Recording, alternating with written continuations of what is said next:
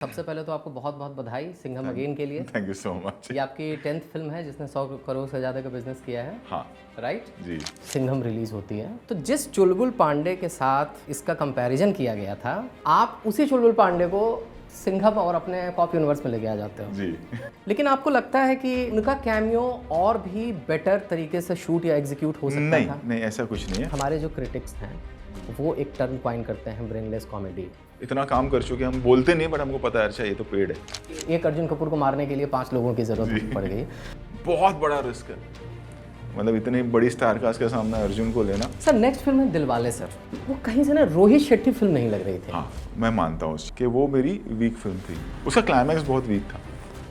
मेरे को लगता है कि सर्कस आपकी एक ऐसी फिल्म थी जिसमें आपने कोई गाड़ी वारी नहीं उड़ाया था, राइट? हाँ वो गलती इसलिए नहीं चली। मैं खुद हंस रहा था अपनी टीम के साथ जो फर्स्ट डे का कलेक्शन आया, तो मैंने बोला ये तो सर्कस का लाइफ टाइम क्रॉस हो गया। 1.5 दिन में। मैंने कहीं पढ़ा सर कि जिस रोहित शेट्टी को दर्शक कार क्रैश करने के लिए जानते हैं, उन्होंने 7 साल की उम्र में पहली बार कार क्रैश किया था।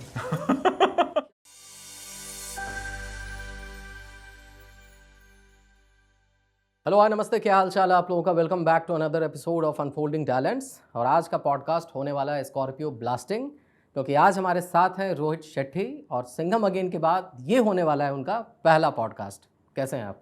मैं ठीक हूँ, आप कैसे हैं? बहुत बढ़िया सर। और सबसे पहले तो आपको बहुत बहुत बधाई सिंघम अगेन के लिए। Thank you so much. ये आपकी 10th फिल्म है जिसने 100 करोड़ से ज़्यादा का बिजनेस किया है। हाँ राइट जी। कैसा लगता है सर, 21 सालों से आप इस फिल्म इंडस्ट्री में फिल्म डायरेक्ट कर रहे हो? अच्छा फील होता है ऑब्वियसली, एक रिस्पॉन्सिबिलिटी बढ़ती जा रही है, वो बात अलग है। जब पहले किया था तो एक एक्साइटमेंट था कि अच्छा चलो हो गई अब आगे बढ़ते हैं, बट अब वैसा नहीं है। एक प्रेशर तो रहता ही है, क्योंकि और वो आई थिंक वो लाजमी है होना, जब आपका नाम ब्रांड बड़ा होता चला जाता है, लोग इतना प्यार करते हैं। But obviously when I look back I am really thankful कि ऑडियंस ने इतना प्यार दिया और अभी भी दे रही है, which is a big thing. बिल्कुल बिल्कुल सर। तो सर इससे पहले कि मैं पॉडकास्ट में बातचीत को आगे बढ़ाऊं, मैं आपसे ये कहना चाहता हूं कि दुनिया में कुछ ऐसे सवाल हैं जिनके जवाब किसी के पास नहीं है। जैसे पहले मुर्गी आया था या अंडा, जैसे लीनिंग टावर ऑफ पीसा झुके होने के बावजूद भी सालों से खड़ा क्यों है, हाँ सिंघम अगेन का ट्रेलर इतना बड़ा क्यों है, मतलब क्यों है इतना बड़ा सर, बताइए सर। क्योंकि देखिए क्या होता है कि एक हीरो हो, आप उस पर एक 20 सेकेंड 30 सेकेंड का एक जब बिगनिंग एक ओपनिंग आप हर प्रोमो में वैसा रहता है, तो यहाँ 5 से 6 लोग थे, तो अगर वही काउंट कर लोगे तो 2-2.5 मिनट तो उसमें चले जाते हैं। और वो रेयरली होता है कि इतने सारे हों। अगर वो सोलो हीरो फिल्म होती या 2 हीरो की फिल्म होती तो 5 मिनट का प्रोमो नहीं होता।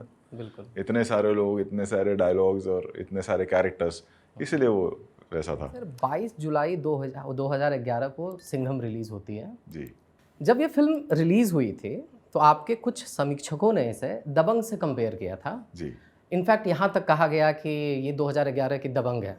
जी राइट तो जिस चुलबुल पांडे के साथ इसका कंपैरिजन किया गया था, 13 साल बाद आप उसी चुलबुल पांडे को सिंघम और अपने कॉप यूनिवर्स में लेके आ जाते हो। जी।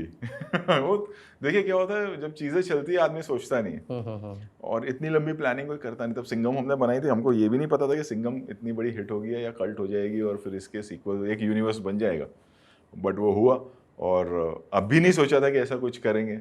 जब शुरू की तब उससे पहले बातें हुआ करती थी, जब भी मिलना होता था सलमान सर से कि चुलबुल और दबंग, अपना चुलबुल और सिंघम अगर साथ में आए तो क्या होगा, ये बात मतलब आज 5-6 साल से चली आ रही थी। तो उस हिसाब से हमने सोचा कि अगर इस यूनिवर्स में एक अलग पहलू और क्रिएट किया जाए, सो ऑडियंस को interest, it will be interesting जब हम लिखेंगे और करेंगे। वक्त है अभी उसके लिए ऑब्वियसली, बट ये फिल्म में मोस्टली अगर आप देखें जो कैरेक्टर्स हैं वो इसलिए क्योंकि वो स्प्रेड आउट कहाँ होंगे, ये उनका इंट्रोडक्टरी ये है इस फिल्म में। इट्स नॉट कि पूरी फिल्म उन पर है, बट जो पहले के कैरेक्टर्स है वो तो हैं, बट जो नए आ रहे हैं उनके साथ अब कहानी कहाँ आगे बढ़ेगी, तो हमने वो एक सीड, सबके सीडिंग है बेसिकली। राइट सीडिंग के लिए सबको छोड़ा हुआ है। राइट तो अभी मिशन चुलबुल पांडे और सिंघम जो है इसमें अभी वक्त है। वक्त है, अभी वक्त है। तो सर कॉप यूनिवर्स, देसी एवेंजर्स, इन सब उपनामों के अलावा सिंघम अगेन की चर्चा इंटरनेट पर जिस वजह से हो रही थी जी, वो ये थे कि हो सकता है कि इसमें चुलबुल पांडे का भी कैमियो हो। वो कैमियो हुआ भी, उस पर तालियां सीटियां भी पड़ी जी। लेकिन आपको लगता है कि सलमान खान साहब के साथ अभी जो पर्सनल लाइफ में जो चीज़ें हो रही हैं या जो भी सिक्योरिटी इश्यूज़ हैं, अगर ये नहीं होती तो उनका कैमियो और भी बेटर तरीके से शूट या एग्जीक्यूट हो सकता नहीं था? नहीं, ऐसा कुछ नहीं है। ये एक टीज है, वरना ये रोलिंग टाइटल में आते ही नहीं कैरेक्टर। और ये हमेशा से ऐसी था, मतलब क्योंकि अगर आप कहानी देखें तो कहानी खत्म हो जाती है जब क्लाइमैक्स होता है। तो ऐसा कोई हम उसको वहाँ और कोई तरीके से नहीं ला सकते थे, और ना ही हम लाना चाह रहे थे। इट्स जस्ट अ टीज के now he is also there in this universe, वैसा। जैसे आपने बताया कि आप इंट्रोड्यूस कर रहे हो बेसिकली। हाँ, बस वैसे ही था हमेशा से। ओके, आपने एक और किरदार को इंट्रोड्यूस किया, लेडी सिंघम जी। लेकिन मैं आपसे ये पूछना चाहता हूँ कि उस लेडी सिंघम यानी जो दीपिका का जो कैरेक्टर है, आपको नहीं लगता है कि कैरेक्टर के हिसाब से उसका नाम लेडी सिंघम से ज़्यादा लेडी सिम्बा होना चाहिए था? नहीं, लेडी सिंघम हमेशा से, क्योंकि देखिए क्या है, जो मेल कैरेक्टर था वो हमेशा सिनोनिमस रहेगा, कितनी भी फिल्में बन जाए सिंघम से, जितनी भी कॉप यूनिवर्स बन जाए। तो अगर एक वुमेन ओरिएंटेड फिल्म बन रही है या वुमेन कॉप आ रही है, तो वो फर्स्ट जो प्रोटैगनिस्ट है सिंघम, उससे ही कनेक्ट होना चाहिए, ना ही के सेकंड से। क्योंकि सिंघम वो ऐसा है ना, ब्रांड बन गया, बिहार का सिंघम, यूपी का सिंघम, जी जी, एमपी का सिंघम, बिल्कुल। तो इसीलिए। ओके सर, सिंघम अगेन में रामायण का एंगल डालने का आइडिया कहाँ से क्लिक किया? ये क्षितिज पटवर्धन जो हमारे राइटर हैं, स्टोरी राइटर हैं, ये उनका आइडिया था, ये मेरा आइडिया था ही नहीं। और वो लेके आई है कॉन्सेप्ट कि अगर ऐसा करें तो उनके पास एक बेसिक कहानी थी वैसी। और मोर देन रामायण ये था कि जहाँ जहाँ ये घटना घटी है, अगर हम वो बच्चों को दिखाएं और ऑडियंस को, वो कभी नहीं आए।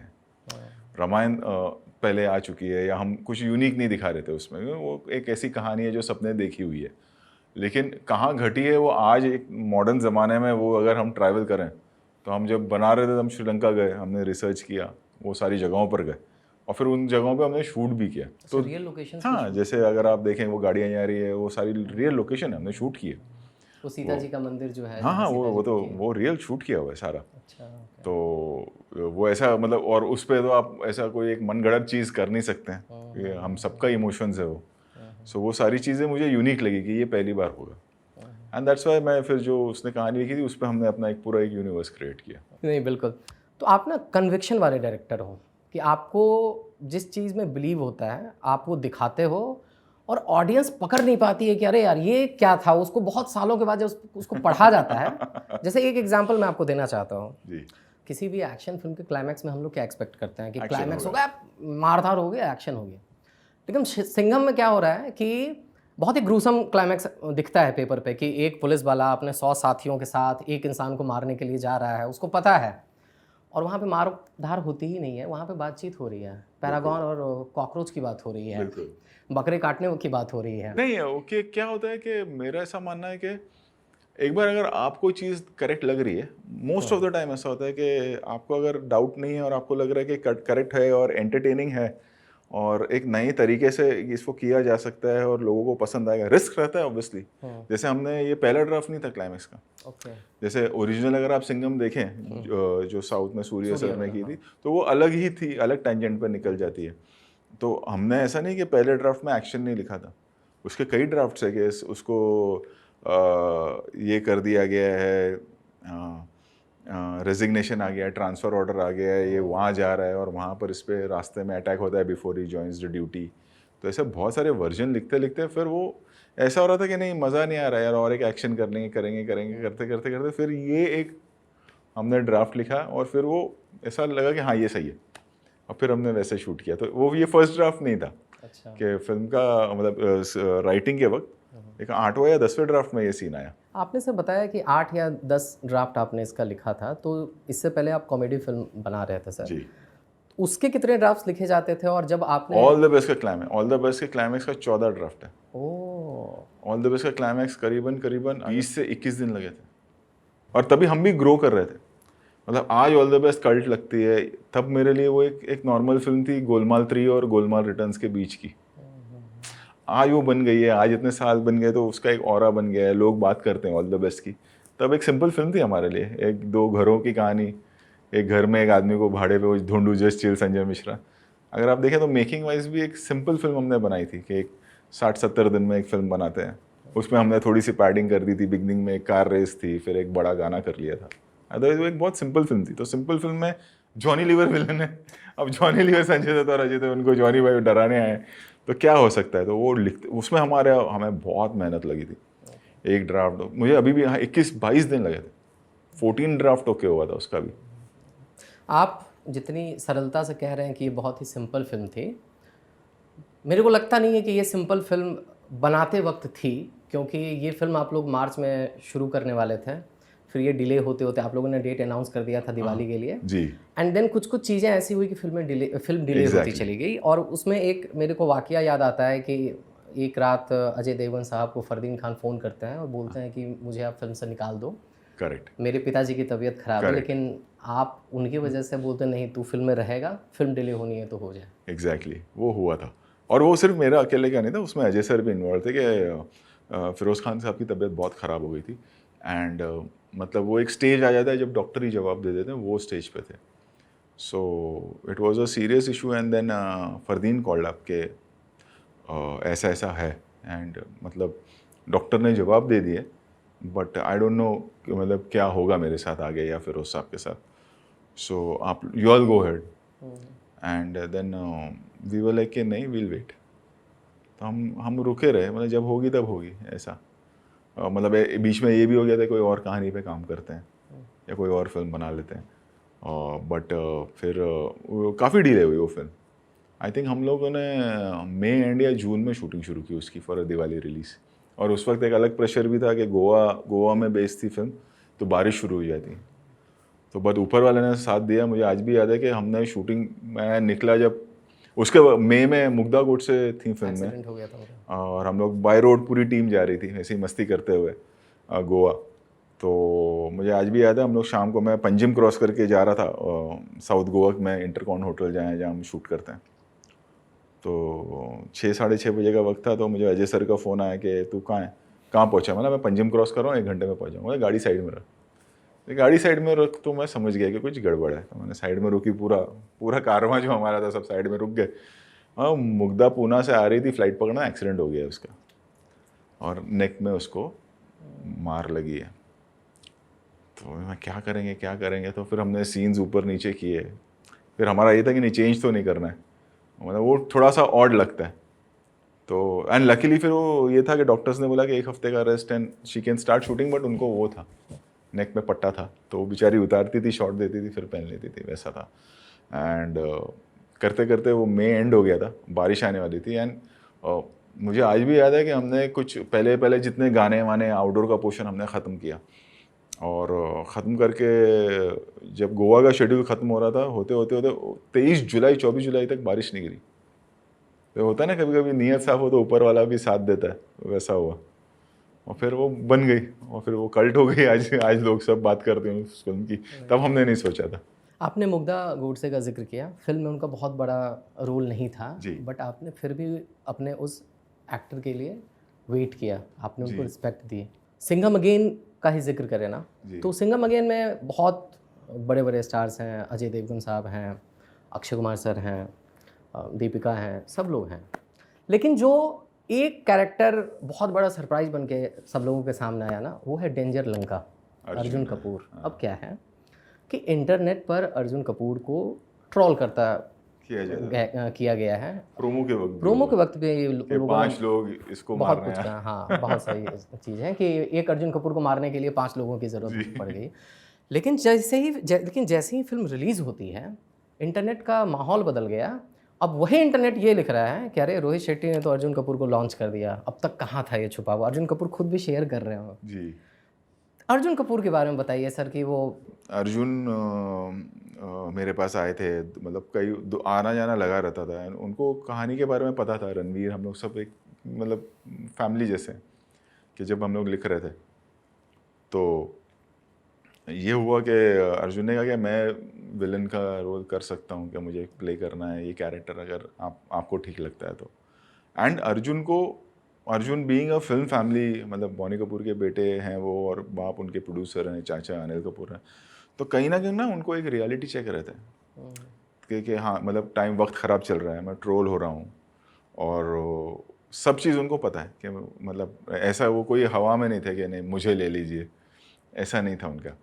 एंड फिर मेरा ये था कि यार अगर एक एक्टर को ऑडियंस को रिजेक्ट करना होता है तो एक फिल्म से ज़्यादा नहीं, मैक्सिमम 2 फिल्म, और वो हमेशा के लिए रिजेक्ट हो जाता है वो एक्टर, फिर वो नहीं आ पाता है।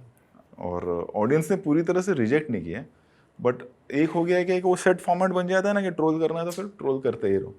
और आदमी का वक्त होता है ना, कई बार आदमी का वक्त भी होता है, और वो मेरा ये था कि नहीं यार, इसमें वो पोटेंशियल है, he is a good actor और वो पोटेंशियल है।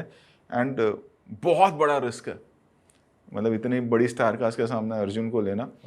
बट कहीं ना कहीं दिल ने कहा कि नहीं यार, क्योंकि वक्त खराब है इसलिए रिस्क नहीं लेना ठीक नहीं लगता, ले लेते, जो होगा सबके साथ होगा। एंड आज सब उसी की बात कर रहे हैं।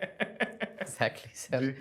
सर जैसा भी अर्जुन कपूर का जिक्र हो रहा है, वक्त और किस्मत की बात हो रही है ना, और आपके रिस्क टेकिंग एबिलिटी की बात हो रही है। एक फिल्म थी आपकी बोल बच्चन जी, अजय देवगन के साथ, आपने लाया अभिषेक बच्चन को। जी, ये वो दौर था जब अभिषेक को भी ट्रोल किया जाता था, 100%। उनके बारे में भी तरह तरह की बातें लिखी जाती बिल्कुल। थी।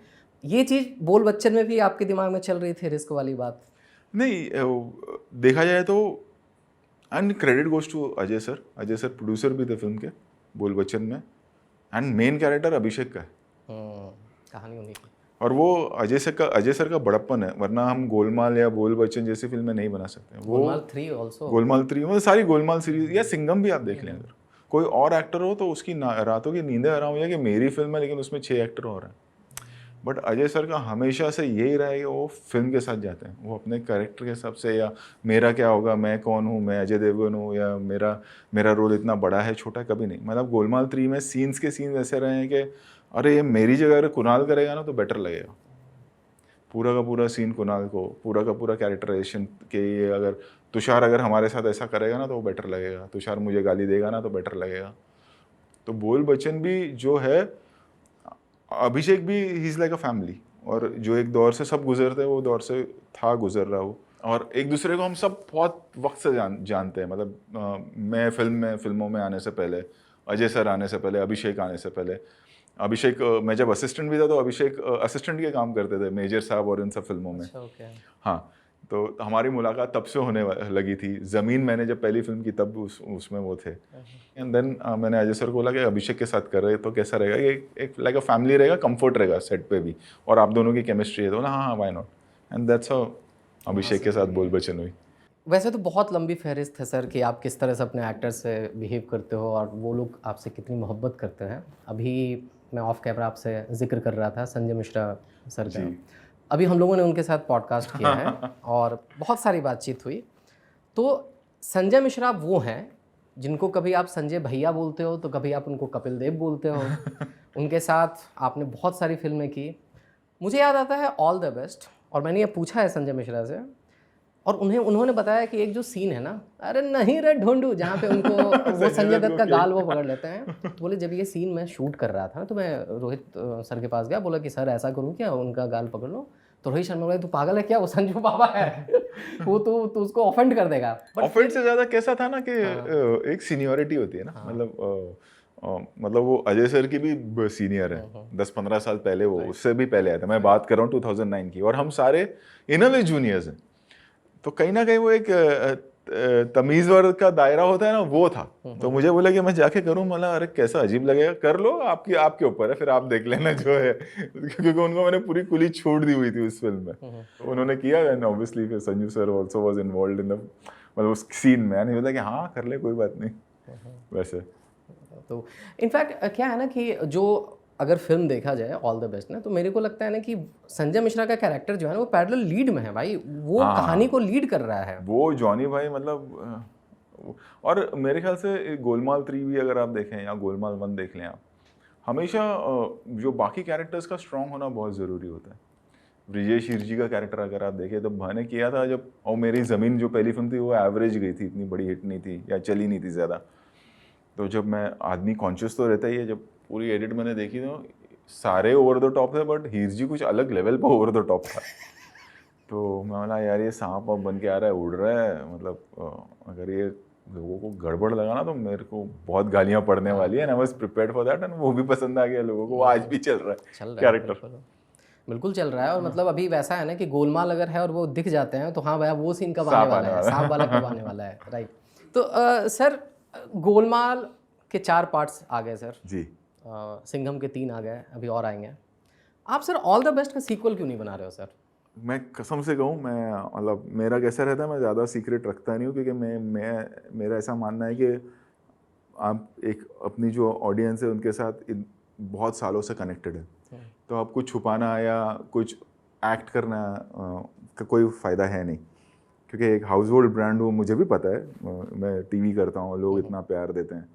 मैं बनाना चाह, मतलब अब ना पिछले 1-1.5 साल से मैंने अजय सर से भी, अजय सर ने बोला कि तू वो क्यों नहीं करता है, कि वो अब करूँगा मैं, मतलब कब करूँगा ये नहीं पता है, बट वो एक दिमाग में चलना शुरू हो गया, बिकॉज लोगों ने उसको एक कल्ट बनाना शुरू कर दिया है। और खाली यही है कि उसे सिंपल रखना बहुत ज़रूरी है। उसकी ना सिंप्लिसिटी बहुत ये थी। अगर आप फिल्म देखें तो एक घर में है, बाहर एक टेम्पो खड़ी हुई है, सिंपल कैरेक्टर्स हैं, डरे हुए हैं संजय दत्त सर से, 2 दिन की कहानी थी वो। तो प्ले था एक्चुअली वो, जो ओरिजिनल प्ले था, that was whose wife it is anyways, कि वो बीवियाँ एक्सचेंज कर, मतलब नाम चेंज हो जाता है, ये वो फलाना जो भी है। तो उसकी मतलब एक ना होता है, एक रिलैक्स होने के लिए ना एक सिंपल सी फिल्म बनाओ छोटी बजट की, तो डेफिनेटली मैं करूँगा। क्योंकि ना बहुत लोगों ने बोलना शुरू किया, जैसे होता है ना कि कई सालों बाद एक फिल्म अंदाज़ा अपना अपना जैसे है, कि वो जब आई थी तो इतनी बड़ी हिट नहीं हुई थी, और मतलब आयरनी ऑफ लाइफ है, वो जब फिल्म आई थी तब एक फिल्म आई थी सुहाग, अक्षय कुमार, उसमें मैं असिस्टेंट बॉडी डबल थे अक्षय कुमार, मैं अक्षय उसमें बॉडी डबल था, सुहाग में असिस्टेंट भी था उसमें, गोरे गोरे मुखरे पे काला काला चश्मा। हाँ, और वो फिल्म ज़्यादा चली थी, सुहाग अंदाज़ अपना अपना से ज़्यादा चली थी उस वक्त, 94 की बात कर रहा हूँ मैं, 1994, I think 4 November, if I am not wrong. और लेकिन अंदाज़ा अपना अपना आज कल्ट है, ग्रेजुअली जो न्यू जनरेशन है और यंग जनरेशन है, तो आई थिंक वो बच्चों ने अब ऑल द बेस्ट को, जो बड़े हो रहे हैं, टीनेजर्स हैं, वो उसे कल्ट बनाते जा रहे हैं, उस कैरेक्टर्स को। मैं डेफिनेटली करूँगा। तो सर अभी हमारे जो क्रिटिक्स हैं वो एक टर्म कॉइन करते हैं, ब्रेनलेस कॉमेडी, या कॉमेडी फिल्म मेकर्स को लुक डाउन अपॉन किया जाता है। इनफैक्ट आप पे भी एक चस्पा लगा था कि ये रोहित शेट्टी कौन है भाई, तो सुपरहिट फिल्म बनाने वाला डायरेक्टर जिसको 1.5 स्टार मिलता है, सुपरहिट पिक्चर विद 1.5 स्टार। और आपने एक बार आजिज होकर बोल भी दिया था कि यार I am not a hotel to be labelled as stars, correct, I am a film maker. चीज़ें बदली हैं आपको लगता है? बहुत बदली हैं। देखिए अभी क्या हो गया है ना, अभी वो जो क्रिटिक्स की, अगर मैंने अभी पहले भी एक इंटरव्यू में यही बोला कि क्रिटिक्स का बेचारों का एक, जब हमारा ज़माना था, जब हमने शुरू की थी गोलमाल 3, ऑल द बेस्ट, या फॉर दैट मैटर सिंघम तक, एक पेपर आते थे, उसमें 10 या 8 गिने चुने क्रिटिक्स होते थे। अब क्रिटिक्स का खुद का अपना एक कॉम्पिटिशन हो गया, क्योंकि हर आदमी क्रिटिक है। एट द सेम टाइम जो इम्पोर्टेंट चीज़ अब हो गई है कि लोगों को फिल्म पसंद आना बहुत ज़रूरी है, और जो वो पसंद आती है तो फिर कोई चीज़ और मायने नहीं रखती। अगर उन्होंने अपना मन बना लिया कि मुझे ये देखना है, फिर उसके बाद देखने के बाद उन्हें सही लगे तो वो भी सही है, नहीं अच्छी लगे तो भी सही है, वो गलत नहीं है। ऑडियंस कभी रॉन्ग नहीं होती, कि आप ऑडियंस को ये डिफेंड नहीं कर सकते कि नहीं आपको ऐसा क्यों लग रहा है, उनको नहीं अच्छी लगी तो करेक्ट है, वो अपनी जगह बिल्कुल सही है। और पता है सर, हम लोग जैसे आम दर्शकों के लिए ना ये बहुत अजीब वक्त है सर। ये वक्त इसीलिए अजीब है ना क्योंकि जैसे जब मैं आपकी कोई फिल्म देखता हूँ, जैसे मैंने आपकी चेन्नई एक्सप्रेस देखी मान ली, और मुझे बहुत अच्छी लगी, हाँ। लेकिन मैं जब क्रिटिक्स को देख रहा हूँ तो वो तो कुछ और बोल रहे हैं या पेपर में कुछ और लिखा रहा है, तो मेरे जैसा दर्शक डर जाता है कि एडमिट करूं ना करूं, सोशल मीडिया पे डालूं कि मुझे अच्छा लगा या ये बहुत होता है, ये ज़माने से होते आ रहे हैं। कई बार क्रिटिक्स के साथ भी होता था। अच्छा, कि जो इंटरव्यू लेने आए रिलीज़ के बाद, अरे मेरी मम्मी को बहुत पसंद है, मतलब लेकिन तूने तो मुझे 2 स्टार दिए, ये कमर्शियल फिल्म है। तो वो अपनी वैलिडेशन के लिए भी करते। लेकिन मैं बताता हूँ सर मुझे क्या लगता है आप मेरे को करेक्ट करना सर जी, कि आपकी सफलता से खुश होने वाले लोग जितने हैं, आपकी गिरावट पे हंसने वाले उससे ज़्यादा हैं। वो जैसे कि मैं, सॉरी सर मैं आपको कट कर रहा हूँ, मैं एक बुक पढ़ रहा था, राज कपूर साहब की जीवनी थी, राहुल रवेल साहब ने लिखा है। हाँ, तो उन्होंने बोला कि जब मेरा नाम जोकर फ्लॉप हुई थी ना, जी, तो इंडस्ट्री में ना पार्टी दी गई थी कि ओ भाई राज कपूर की फिल्म फ्लॉप हो गई है, उसके लिए पार्टी दी गई थी। मेरे को लगता है कि एक वर्ग ऐसा भी है कि अरे रोहित शेट्टी की फिल्म फ्लॉप हो गई यार, अरे रोहित शेट्टी की फिल्म नहीं चली यार, वो उसकी खुशी मनाते हैं। वो एक्चुअली होता है, मैं इसको डिनाई नहीं करूँगा, और मैं सिर्फ फिल्म इंडस्ट्री के कुछ चंद लोगों के बारे में बात नहीं करूँगा। मेरे ख्याल से ना वो एक तबके के लोग सोसाइटी में होते हैं हर किसी के लिए। मतलब वो आपके साथ भी हो सकता है, कोई एक एक कोई होटेलियर है जो तरक्की कर रहा है, कोई बिजनेस में अगर तरक्की कर रहा है, मैं सिर्फ फिल्म इंडस्ट्री की एक इसको वो नहीं करूँगा, कैटेगराइज नहीं करूँगा, वो सोसाइटी है वैसी। और आज से नहीं ये चलन, अभी जैसे आपने राज कपूर साहब की बात की, तो हम बात कर रहे हैं 60s, लेट 60s की बात कर रहे हैं, तो ये होता है। और अब इतना क्लीन हो गया हमारे लिए ना, इतना काम कर चुके, हम बोलते नहीं बट हमको पता है अच्छा ये तो पेड़ है, तो पता चल जाता है। हाँ। तो सर आपकी फिल्मों का जिक्र हो ही रहा है, एक फिल्म का जिक्र मैं अभी और करूँगा जी। तो सर मैं एक इंजीनियर हूँ, मैं इस फील्ड में आने से पहले जॉब किया करता था, चेन्नई में मैं जॉब करता था। और वहाँ के लोग ना सिनेमा को लेके बहुत पैशनेट होते हैं। उसी में एक फिल्म का जिक्र होता था, चेन्नई एक्सप्रेस उसका नाम है, ठीक है। तो मेरे कलीग बोलते थे कि अरे यार this is not a Hindi film, this is a Tamil film man. बोलते क्या बात कर रहे हो, तमिल फिल्म कहाँ से गए हैं। फिर जब मैंने उसको उस लेंस से देखा तो देखा यार बात तो सही है यार, 30% 40% बातें तो कहीं ना कहीं तमिल में हो रही है। तो ये कॉन्शियस डिसीजन था आपका कि थोड़ा मार्केट बढ़ाना है? नहीं, मार्केट बढ़ाने के लिए नहीं था, वो अगेन एक रिस्क था। मतलब मुझे कहा भी गया था कई बार के सबटाइटल डाल दो, पर फिर मुझे लगा कि सबटाइटल में हिंदुस्तान के अंदर सबटाइटल क्यों डालूं, मेरे देश की भाषा है। और उस वक्त अगर आप देखें तो चेन्नई एक्सप्रेस ने जो बिजनेस किया था, मतलब वो रिकॉर्ड्स तो अभी मतलब होंगे ऑब्वियसली, वो किसी भी हिंदी फिल्म के लिए बहुत बड़ी बात थी कि तमिल में इतना बिजनेस करना।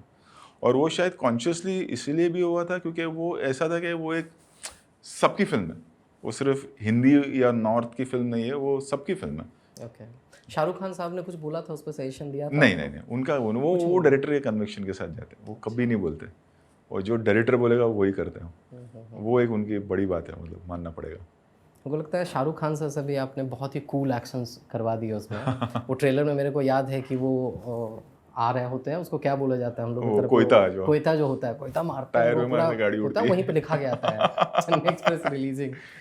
तो सर ये आपकी फिल्मों का जिक्र हो गया, ठीक है। तो सर मैं उस जनरेशन से आता हूँ जो रोहित शेट्टी की फिल्में देखते हुए बड़ा हुआ है जी। उसने कभी पटना में ऑल द बेस्ट देखा, तो कोलकाता में गोलमाल 3 देखा, उसने कभी भुवनेश्वर में सिंघम देखा, तो इंदौर में बैठ के वो सिम्बा देखा। तो उस दर्शक होने के नाते मैं पूरे हक के साथ अपने पसंदीदा डायरेक्टर से ईमानदारी से उन फिल्मों का भी जिक्र करना चाहता हूं जो आपके उस दर्शक को उतनी पसंद नहीं है। 100% आपका हक बनता है। मेरा हक है सर वो। जी बिल्कुल बिल्कुल। शुरुआत करेंगे सर गोलमाल रिटर्न से सर। वो अगर आप मुझे पूछें हाँ तो वो मेरी one of the weak films है। ओके। एज अ डायरेक्टर मैं आपसे खुद कहूँगा। स्क्रिप्ट वाइज हुआ ये था कि जब वो आई गोलमाल 1 के हम हाई में थे, और उस वक्त मैं काम जैसे कहा आपने कहा मैं वो एक फिल्म है जो मैंने 2 फिल्में साथ में शूट की थी, संडे और गोलमाल रिटर्न्स एक साथ शूट की थी। एंड वो मैं भी मानता हूँ एज अ स्क्रिप्ट वाइज कि वो मेरी वीक फिल्म थी, और वो हिट हो गई थी, बहुत बड़ी हिट है। तो मैं आज उसको डिफेंड कर सकता हूँ।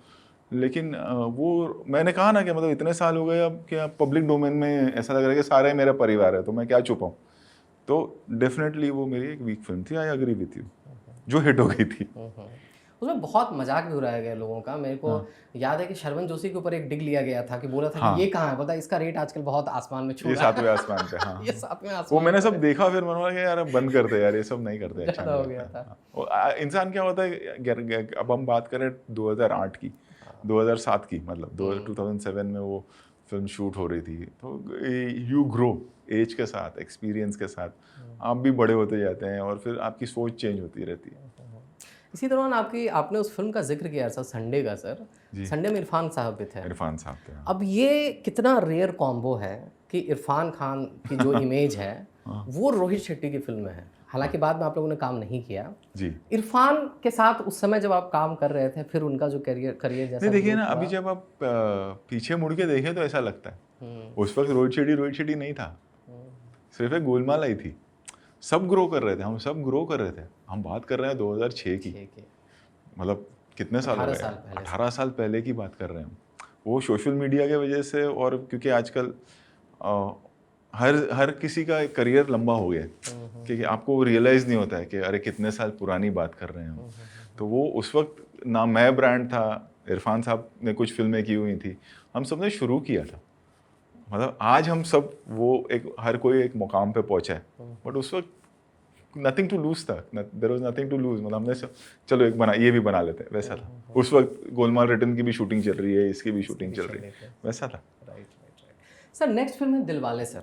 जी अब दिलवाले का जिक्र होना इसीलिए भी ज़रूरी होता है जी क्योंकि मेरे को याद है ना कि इसके एक्शन सीन्स के ना BTS रिलीज हुआ करते थे। हाँ और उस फिल्म में दिखती थी आपकी मेहनत, पैशन, जी कि भाई क्या बंदा मेहनत कर रहा है। या फिर गेरुआ फिल्म, गेरुआ गाने का जब मेकिंग का वीडियो आया जी। कि वो शैलो लेक हाँ। किस तरह से आप लोगों ने शूट किया। हाँ। एंड फिर again that Shahrukh Khan and Kajol coming after so many years. Exactly. मैं जब वो फिल्म देखने गया ना सर, तो इन सब चीज़ों को ध्यान में रखते हुए जब मैं फिल्म देख रहा था ना, वो कहीं से ना रोहित शेट्टी फिल्म नहीं लग रही थी। हाँ, मैं मानता हूँ उस चीज़ को। मैं जो हमारी ना ओरिजिनल स्क्रिप्ट थी, और वो चेंजेस मैंने किए, मुझे किसी ने नहीं बोला, मतलब ऐसा नहीं बोल सकता कि वो 3 भाइयों की कहानी थी। जैसे चलती का नाम गाड़ी थी ना, उस तरह की एक छोटी सी एक फिल्म थी जिसमें एक बंदे का पास्ट है। फिर हम में वैसे कैरेक्टर थे, तो हमने वैसी एक 3 भाइयों की सिंपल सी स्टोरी लिखी थी जिसमें एक बंदे का पास्ट है और फिर एक लड़की आती है और पता चलता है कि अरे ये तो दोनों बहनें हैं। और वो कैरेक्टर जो था, जो शाहरुख साहब के ऑपोजिट जो हमने लिखा था, वो गेस्ट अपीयरेंस था। सेकेंड हाफ में वो आती हैं कि ये इतना चिढ़ते क्यों हैं, जैसे अशोक कुमार साहब का कैरेक्टर है कि कोई शादी नहीं करेगा, कोई प्यार नहीं करेगा, तो पता चलता है कि इनको धोखा दिया गया है, इसलिए he doesn't believe in love any more. तो वो कैरेक्टर इतना बड़ा नहीं था। उनका पास्ट में एक सीन था, एक रॉबरी थी जिसमें शाहरुख साहब को ऐसा लगता है कि ये लड़की ने उनके साथ डबल क्रॉस किया और वो गलत फहमी होती है, उसके अलावा कुछ नहीं था। बट जब हुआ ये कि हाँ काजल मैम आ गई और मुझे लगा था कि नहीं वो ना बोल देंगे इस कैरेक्टर को, तो उन्होंने बोला नहीं मैं करती हूँ, मज़ा आएगा। और फिर वहाँ से हमने उस चीज़ को रीराइट किया और ओरिजिनल स्क्रिप्ट चेंज कर दी कि शाहरुख खान काजल आ रहे हैं, तो पूरा एक पास्ट बनाया गया, वो किया गया। एंड सेकेंडली मैं बताऊँ और एक क्या वीक था उसमें किसी भी फिल्म का ना, जैसे हम सिंघम की क्लाइमैक्स की बात कर रहे हैं, उसका क्लाइमैक्स बहुत वीक था। अगर आप वो फिल्म देखें ना तो you don't come out satisfactory.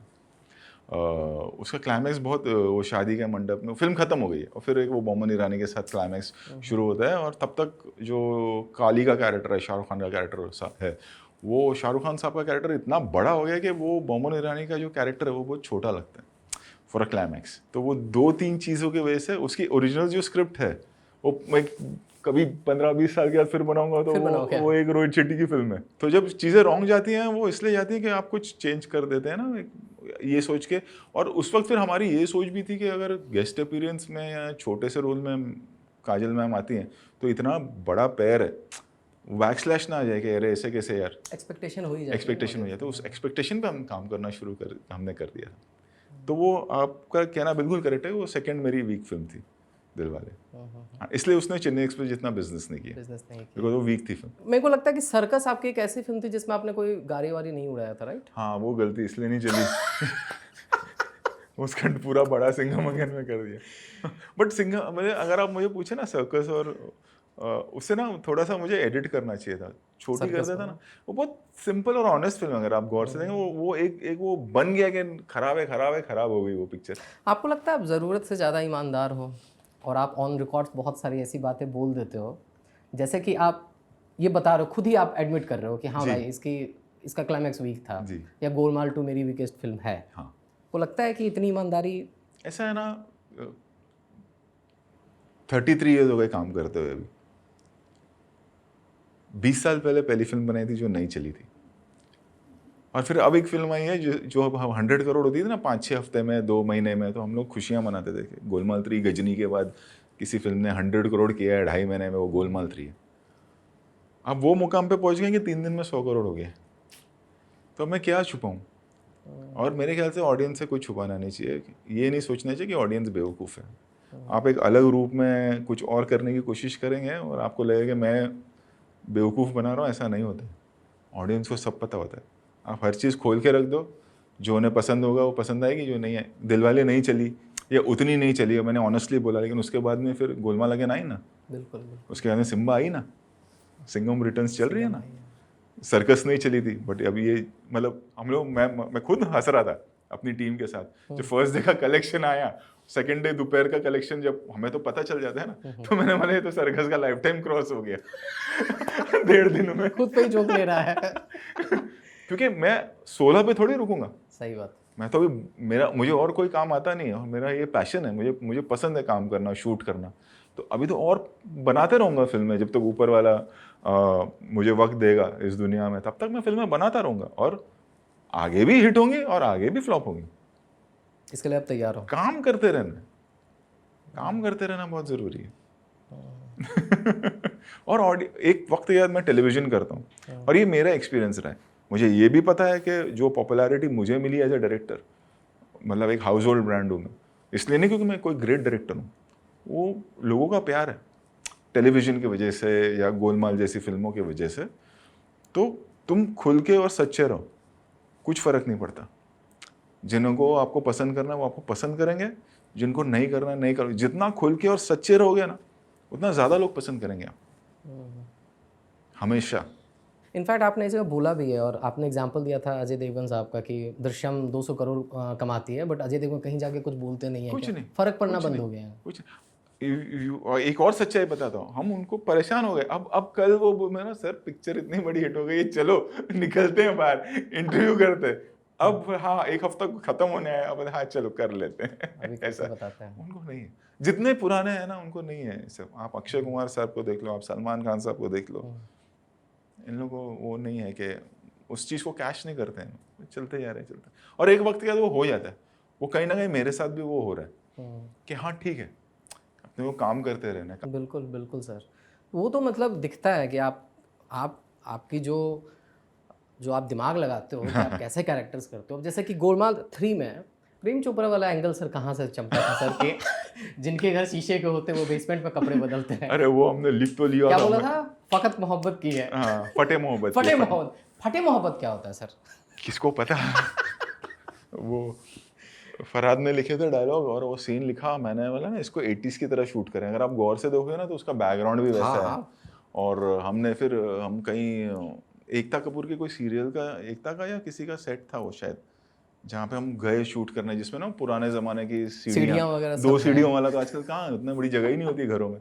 तो वो ऐसा 2 सीढ़ी वाला घर, और जब रत्ना पाठक जी भागती हैं तो म्यूजिक भी डाना ना ना ना ना वैसा वाला आता है, रामू काका। तो हमने सब वैसा किया स्पूफ।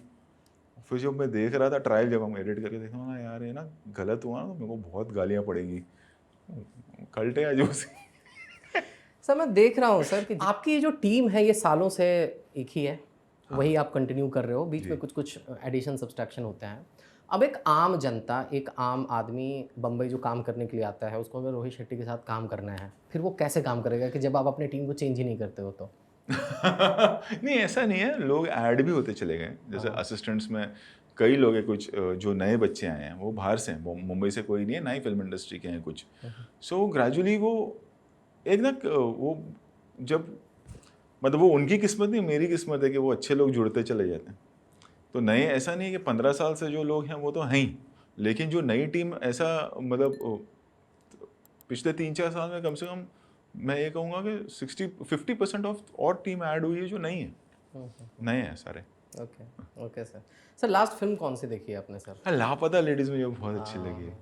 मेरे को ना बहुत एक ना वो नॉस्टैल्जिया हो गया, दूरदर्शन का ज़माना हुआ करता था हमारा ना, एकदम सुकून वाला। वो मुझे 12th फेल बहुत अच्छी लगी थी। मैंने विदु जी को फ़ोन भी किया था, तो वो सीनियर जूनियर का होता है ना कि तुझे अच्छी लगी, चल अब मुझे एक वाइन भेज। चला ओके सर, फिर मैंने ढूंढ के उनको भेजा भी कि वो हमारे सीनियर है। सो मुझे वो दोनों फिल्में बहुत पसंद है। स्त्री बहुत अच्छी थी। स्त्री बहुत अच्छी फिल्म बनाई उन लोगों ने। स्त्री 2 जो भी है ना, वो बहुत अच्छा एक ट्रैक उन्होंने पकड़ा, वो बहुत अच्छी थी। वैसे सर सिम्बा में आपने ये किया था सर, बस अब शुरू कर दूंगा। अब नेक्स्ट वही कर रहे हो क्या? अब 1 साल जरा वर्दी, अब सपने में भी वर्दियाँ नजर आ रही हैं। हाँ। तो 1-1.5 साल अब मतलब वो ह्यूमर कॉमेडी उस तरह की फिल्म है। मतलब अभी थोड़ा भी कॉप यूनिवर्स देना भी चाहिए, वरना ऑडियंस के लिए भी ना, बिकॉज बहुत ज़्यादा आई थिंक ओवरवेलमिंग हो जाएगा वो, यू नो कि थोड़ा गैप देकर आएंगे तो वो बेटर रहेगा।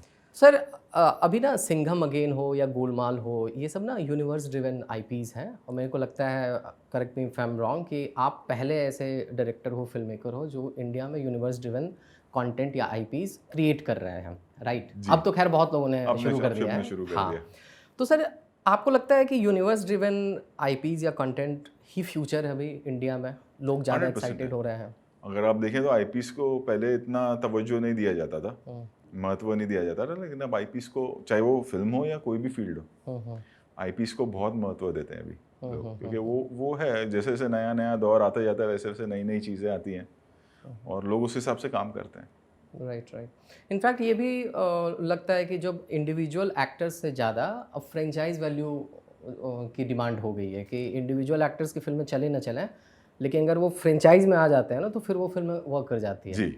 जैसे अभी स्त्री 2 का एग्जांपल है कि बहुत ऐसा कोई ए लिस्टेड या बहुत बड़े नाम नहीं थे, लेकिन फिल्म ने इतना बिजनेस किया। जी। राइट।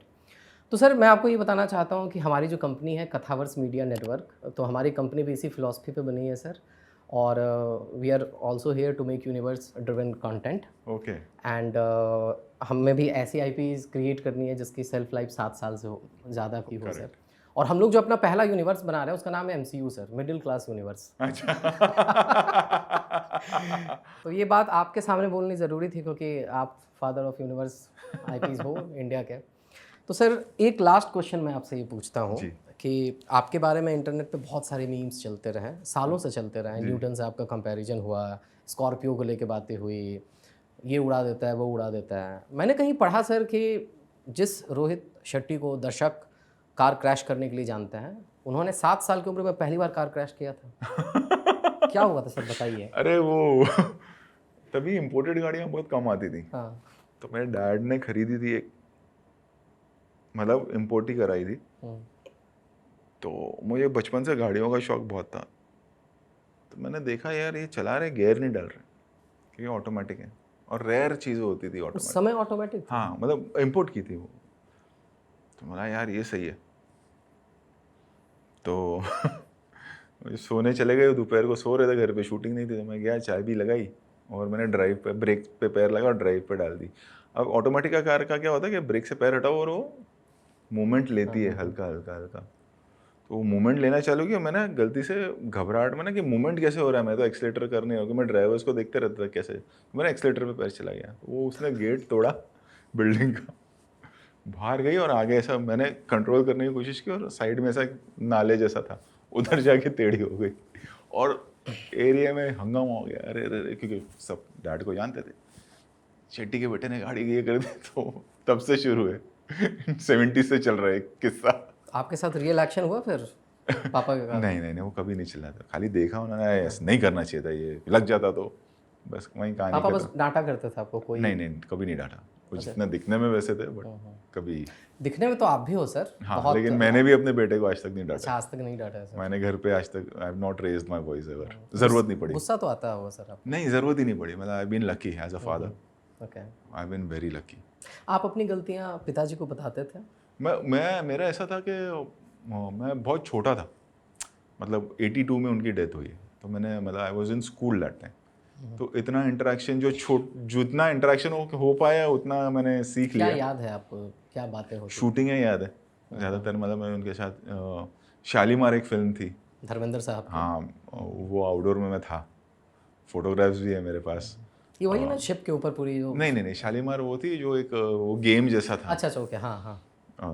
जीनत अमान साहब और कोई फॉरेन के एक्टर थे जो विलन थे उस फिल्म में, कादर खान साहब ने उसकी डबिंग की थी।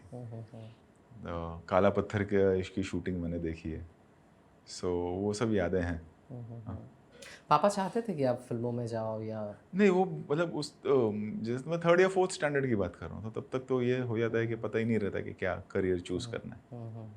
आज अगर वो रहते और फिर आप जिस तरह से आज सफल हैं, क्योंकि MB शेट्टी नाम है उनका जी, मुद्दू बाबू शेट्टी, या राइट, मदन बाबू शेट्टी, मुद्दू बोला जाता है, राइट।